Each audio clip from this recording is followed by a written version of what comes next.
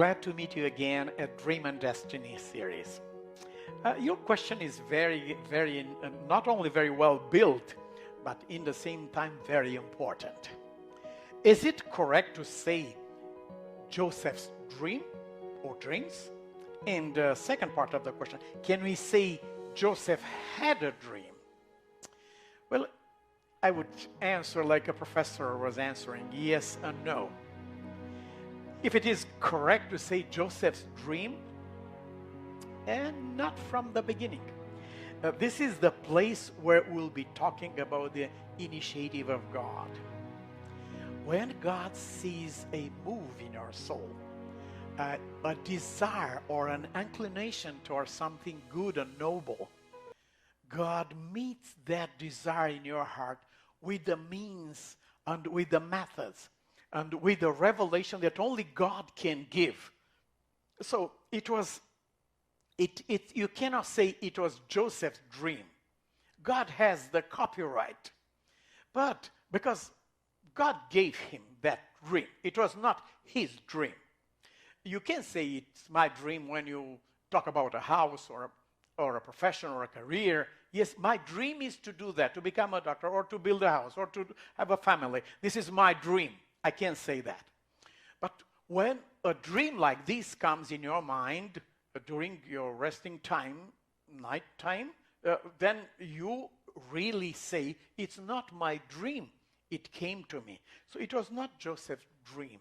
But you hear that, and we heard that for thousands of years of history. Yes, it was God's dream. But in the same time, it became Joseph's dream. How? Very simple and transparent. When God's dream with your life meets the dream of your life and it becomes the dream of your life, then you can say that the two lives join together. You are a co-worker with God. It is God's dream that became your dream. And you are working together with the Lord, both in living and in fulfilling this dream. This dream was extremely, extremely important. It marked the history of the world. And we are going to unfold it on the way. So yes, it's correct to say it was God's dream and it became Joseph's dream. Because I need to share with you a very sad word. God might have the most beautiful dream for our lives, and he really has. He really have all of them. But if you don't make God's dream for you your own dream, God's dream will stay with God. It will never be fulfilled. Because only when God's dream with your life becomes the dream of your life with God, then that dream of God gets power. It is fulfilled. Can we say Joseph had a dream? Not initially. Initially, God was bringing him the dream. But later on, when he understood, yes, we can say that Joseph had a dream.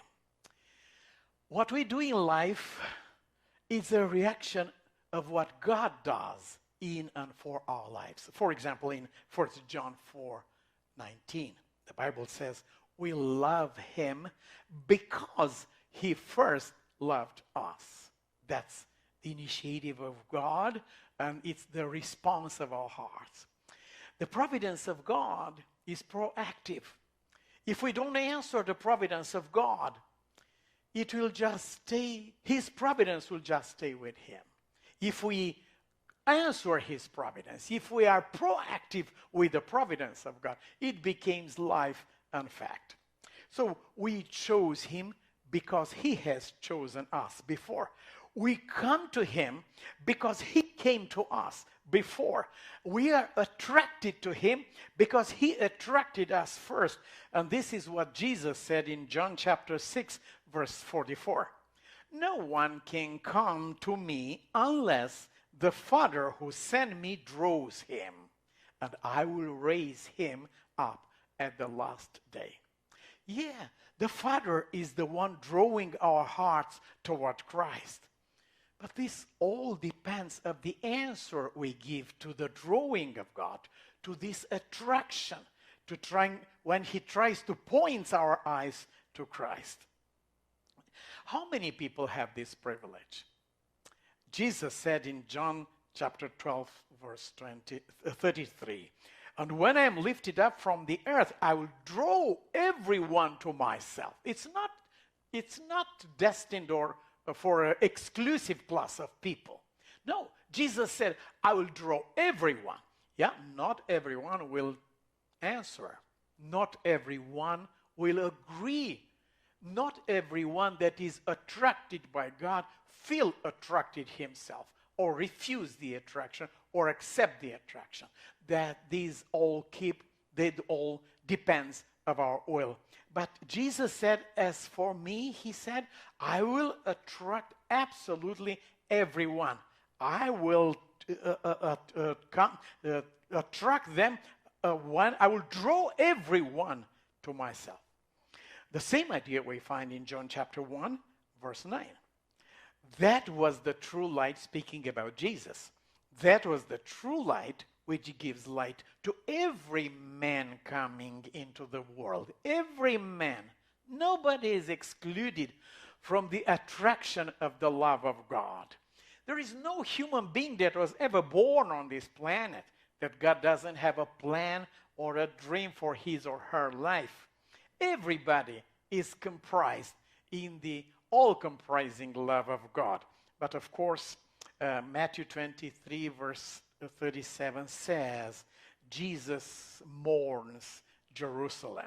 How often I have wanted to gather your children together as a hen protects her chicks beneath her wings, but you wouldn't let me. So, as a conclusion of our little presentation today in Dream and Destiny, the question is, would you let God attract your soul to him? Would you let God draw your attention and draw you to Christ? All the plan of God is in place and it's ready, but it's waiting for you letting him do this.